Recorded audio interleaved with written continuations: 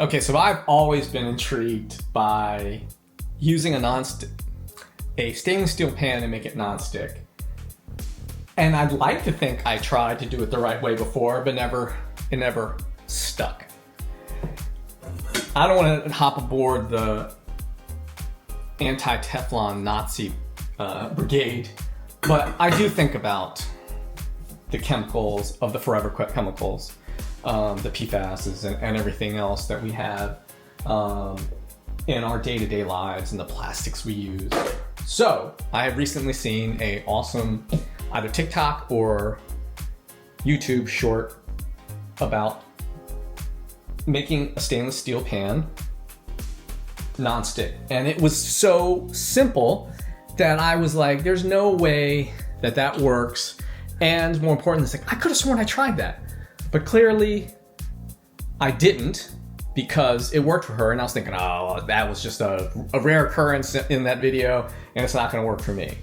But I'm gonna try it now and we're gonna see if I can make a stainless steel pan non-stick. And by the way, this pan this morning, as I drug it out of the pantry or cabinet, it was completely, I wish I took a before photo, but it was so gross and triggering that I didn't, but you get to see some photos of what it looked like as I was starting to clean it, and it looks horrible. And that was the thing, it was completely black. The entire thing was completely lined with charred bits of food, which illustrates the frustration of using a stainless steel pan, because everyone's like, everything sticks to it, I don't want to use it. And that's how it ended up in the bottom of that cabinet. It's because it's like, I don't want to throw it out, but I don't want to clean it, and I don't want to use it again because it's going to get all gunked up. So we're going to try to find out if we can make a pan non-stick, because this could be a game changer. You know, Teflon pans have their place for things, for eggs, which I'm actually going to try to cook. And that's like the holy grail of a non-stick stainless pan, is cooking eggs and not having it stick to the bottom. But that's my go-to. That's why we have the Teflon pans. But for sauteing things, browning things, it's really, really, really sketchy. My favorite Teflon pan was a Tefal pan, and it had a red heat-sensitive sticker on, and I wouldn't say sticker, but yeah, whatever, logo on the middle, and it would change color. Would go black, I think, when you got it above the temperature that it's recommended. It's red normally, but when it changed to black, you're like, turn the heat down. This one I got from Lidl, which is a great pan, doesn't have that, but I like this because it's just straight up cheap. Ernesto is the brand, and it's durable, and it just works great. And if it dies, you just toss it out because you're out $12. But these 25-year-old Kirkland Costco pans are awesome, and I want to be able to use these because it's just going to be so much better for peace of mind and, you know, quality cooking if you can get a good brown, but more importantly, have things not stick. So follow along and see how it goes. Put this on medium heat.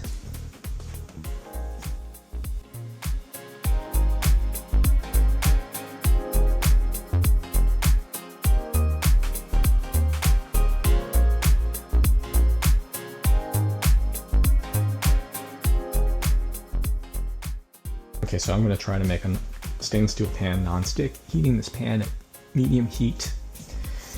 And I can already tell you why most people don't do this, because it takes a long time to heat up a pan to 300 to 400 degrees on medium heat. It's been like at least 5 minutes because I'm toasting some croissant bread at the same time. Well, actually I had stopped it because this is taking so long, but follow along and see how this goes. I'm going to use avocado oil, Chosen Foods, sponsor me. Okay, because I'm impatient, let's just see. It's 235. I'll try the water test. Might be close. That's kind of rolling like mercury. Do this at about 250 versus 300. Taking some avocado oil because it has a higher smoking point. And we're trying to not get it to smoke like it's starting to do now, so I probably have it too hot. Yep, this is for smoke. So I would say that's smoking probably a little too hot. Letting it absorb into the pores of the stainless steel, which is how I clean this pan. It's a lot. It's smoking a bit. Okay.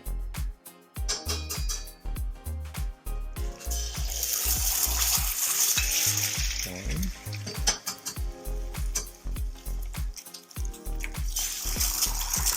Two.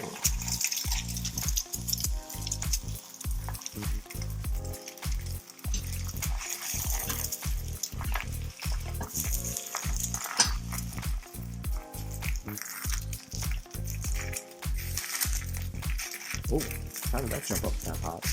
What? What? That's kind of wild. Maybe it's the reflectivity, emissivity of the pan that was getting me the wrong reading. So this is probably too hot. We'll see. Oh, it is not sticking. And we're going to do the cover trick. Let that cook for a minute and put a cover on it. Costco pans, by the way, that are 24 years old. Turn the heat off and let that rest. Remove it from the heat because that's a cast iron, enameled cast iron burner. Oh, look at that. And restart my toast. Okay, that should be perfect. Grab my toast. These things are so buttery that it burns your fingers because of the butter.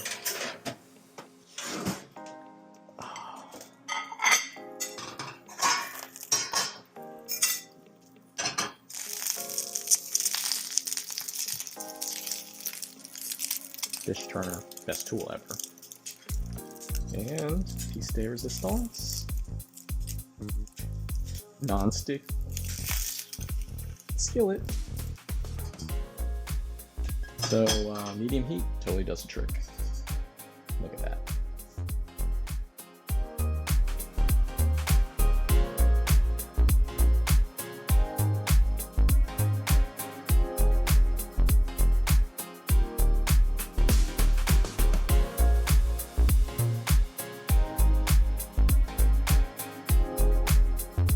That went unbelievably well. Unbelievably well. The I just couldn't believe how easy it was to slip the fish turner, which I can't recommend enough for everyone in the kitchen.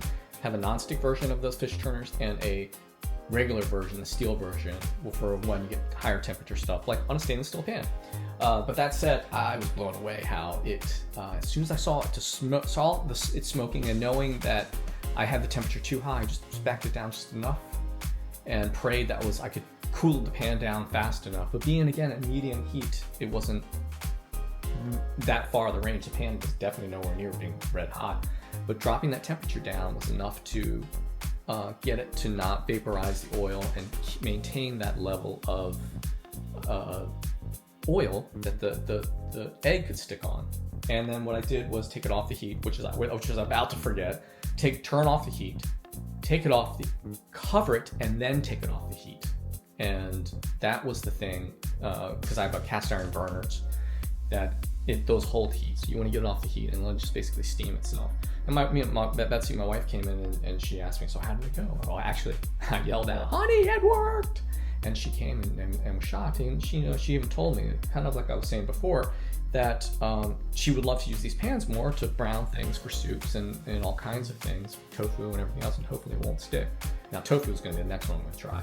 But that said, it works. And if you can see, there's still a sheen of oil all around, and I just try to get that avocado oil. I can't recommend avocado oil enough as a substitute for, not even a substitute, it's not in the same league as olive oil. In fact, we got rid of extra virgin olive oil just this last 6 months ago when EVOO oil went extra EVOO oil, EVOO, there was a shortage of it, and avocado oil became more cost effective, and mostly because it was available. And avocado oil, especially the good stuff, the good pressed stuff, like Chosen, sponsor me, they have a much higher smoking point than other oils, more than grapeseed, which I did not know. And I did not know that avocado had that high of a smoke point. I thought grapeseed was very high. Turns out I was completely wrong. It's not in the same league as avocado oil. But not all avocado oils have a high smoke point. It needs to be I can't remember the jargon, first pressed or something like that. But look for that and find a good avocado oil that has a high smoke point. But yeah, I'm gonna continue to do this because this is, like, again, a game changer, culinary game changer. I want to try with tofu. That's gonna be the next one. That one I think is gonna be really tough.